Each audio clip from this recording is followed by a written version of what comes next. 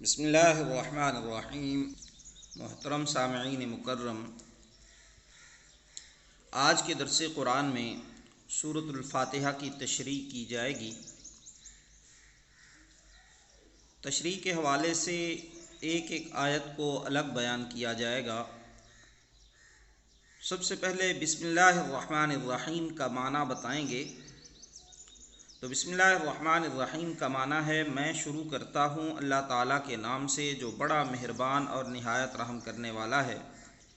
یہاں چونکہ کتاب کو شروع کرنا ہے اس لیے شروع کا فعل نکالتے ہیں، ورنہ جس کام کے لیے پڑھو گے وہی فعل نکالیں گے۔ مثلا کھانا کھانا ہے تو وہاں آکلو کا فعل نکالیں گے اور ترجمہ ہوگا میں کھانا کھاتا ہوں اللہ تعالیٰ کے نام سے۔ اور اگر کچھ پینا ہے تو اشربو کا فعل نکالیں گے کہ میں پیتا ہوں اللہ تعالیٰ کے نام سے۔ اور پڑھنے کے وقت اقراؤ نکالیں گے کہ میں پڑھتا ہوں اللہ تعالیٰ کے نام سے جو بڑا مہربان اور نہایت رحم کرنے والا ہے۔ شاہ عبدالعزیز محدث دہلوی رحمۃ اللہ علیہ فرماتے ہیں کہ رحمان اسے کہتے ہیں جو بغیر مانگنے اور سوال کرنے کے دے، اور رحیم اسے کہتے ہیں جو مانگنے اور سوال کرنے کے بعد دے۔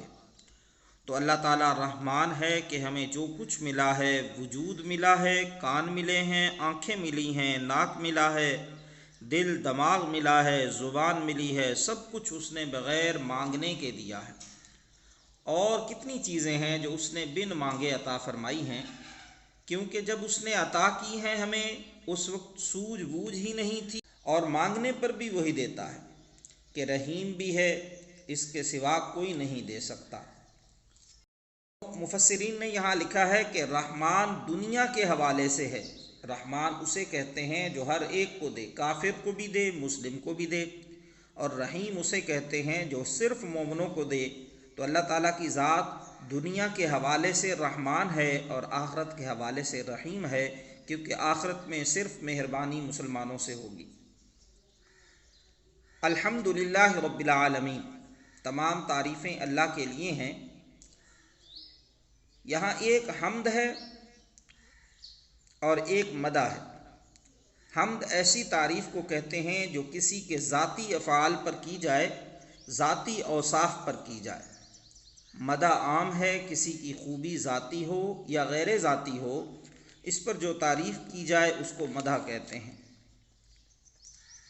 لہٰذا حمد صرف رب تعالیٰ کے لیے ہے کہ اس کی تمام خوبیاں اور اوصاف ذاتی ہیں، مستعار اور مانگی ہوئی نہیں ہیں، اور تمام کا معنی الف لام کا ہے۔ رب العالمین جو پالنے والا ہے تمام جہانوں کا۔ رب کا معنی ہے پالنے والا، تربیت کرنے والا۔ اگر رب کا مفہوم ہی سمجھ لے تو شرک کے قریب نہیں جا سکتا، کیونکہ تربیت کے لیے رہائش کی ضرورت، خوراک کی ضرورت، پانی کی ضرورت، ہوا کی ضرورت، حفاظت کی ضرورت، اور جتنی بھی چیزیں تربیت کے لیے ضروری ہیں وہ سب رب تعالیٰ کے پاس اور اسی کے اختیار میں ہیں۔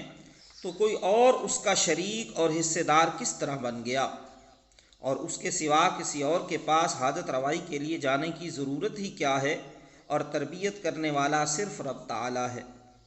عالمین جمع ہے عالم کی، اور عالم کے معنی ہیں جہان، اور جمع کا صیغہ اس لیے لائے ہیں کہ عالم میں کئی عالم ہیں۔ انسانوں کا عالم ہے، حیوانوں کا عالم ہے، پرندوں کا عالم ہے، حشرات الارض کا عالم ہے۔ تو تمام عالموں کا پالنے والا صرف ایک اللہ تعالیٰ ہے۔ الرحمن بے حد رحمان ہے، الرحیم نہایت رحم کرنے والا ہے۔ مالک یوم الدین جو مالک ہے جزا اور بدلے کے دن کا۔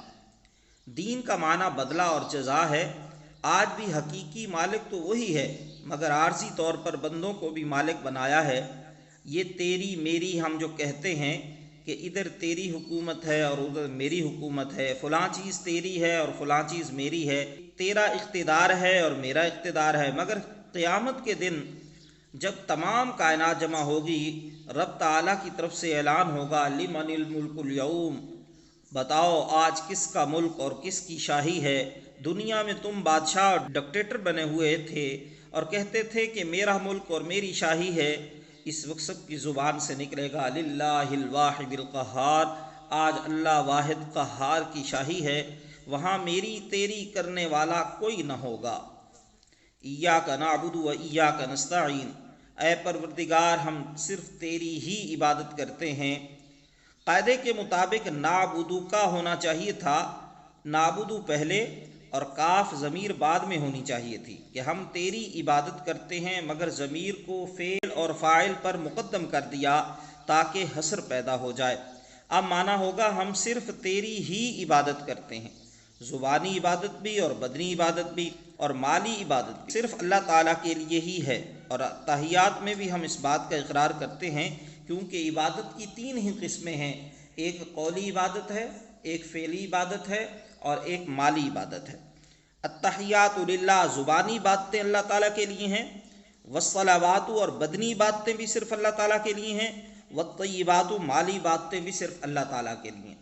ہر طرح کی عبادت اللہ تعالیٰ کے لیے ہے، اس کے سوا معبود کوئی نہیں۔ وَإِيَّاكَ نَسْتَعِينُ اور خاص تجھ ہی سے مدد طلب کرتے ہیں۔ آج اتنا ہی کافی ہے، کل کے درس میں انشاءاللہ استعانت کی مختلف صورتیں بیان کی جائیں گی۔ وَمَا عَلَيْنَا إِلَّا الْبَلَاغُ۔